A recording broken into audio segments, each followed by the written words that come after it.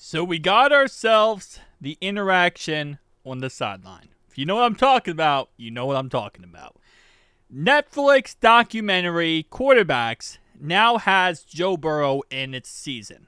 So because of that, we were able to get a little bit more of a snippet between the interaction between Joe Burrow and Zach Taylor on the sideline when it got a little bit heated. Okay, if you remember last year, it got a little heated on the sideline, back and forth. Some words were said. Well, here's what was said.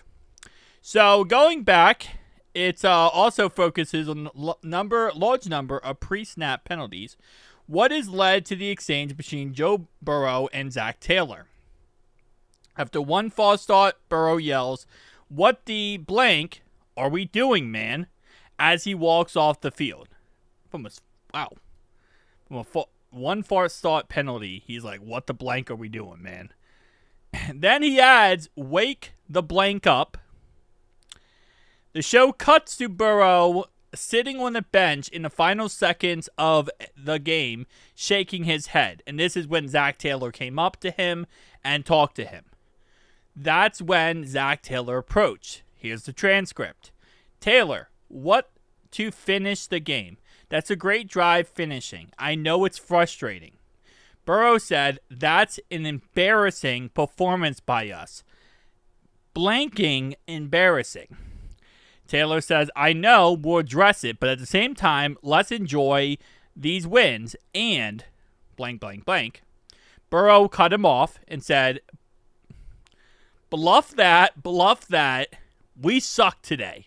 That was embarrassing. We jumped off sides, blanking 8 times. Taylor said, I know that. See, this is why I love Joe. This is why I love Joe, man. I'm just going to say it louder. This is why I love Joe. And also, Zach, man, I don't know. I feel like you got to be fired up like Joe, man. You got to be fired up like Joe when this kind of stuff happens. Because it is unacceptable. But again, keep in mind, why are we jumping off sides, right? Why are we getting false start penalties? Maybe it's coaching problems. When you're getting false starts, that's a problem with coaching. That's a problem with discipline. You're not disciplining your guys enough to not do false starts. You know? That's the problem with coaching. So it's weird how the coaching is the one saying, hey, let's just enjoy this win. No, we're not going to enjoy this win because you're not doing your job. Joe's doing his job. The coach isn't doing his job. Now, of course, I wouldn't put that on Zach Taylor completely. That's on Frank Pollock. Now, Frank Pollock is fired, obviously, thankfully. But Frank Pollock his job is to make sure the offensive line doesn't do false starts. His job is to make sure the offensive line prepared, ready to go, and doesn't have any of this crap happen. So, it's on Frank Pollock. Hearsay, it's on Zach Taylor because Zach Taylor is the, coach. He is the coach overall-wise. He is the boss of Frank Pollock. But in the end, Frank Pollock was the guy whose job it is to make sure his offensive line isn't jumping off sides every single play and is doing their job to the correct ability. The show cuts to a sit-down interview with Taylor in the Bengals meeting room. Sometimes I walk in an emotional moment, and I know I'm walking into an emotional moment, and it becomes a really emotional moment. Okay. Let me try that one again. Sometimes I walk into an emotional moment. I know I'm walking into an emotional moment, and it becomes a really emotional moment. What did Zach just say?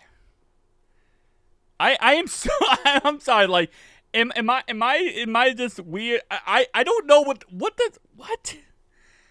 I walk into an emotional moment.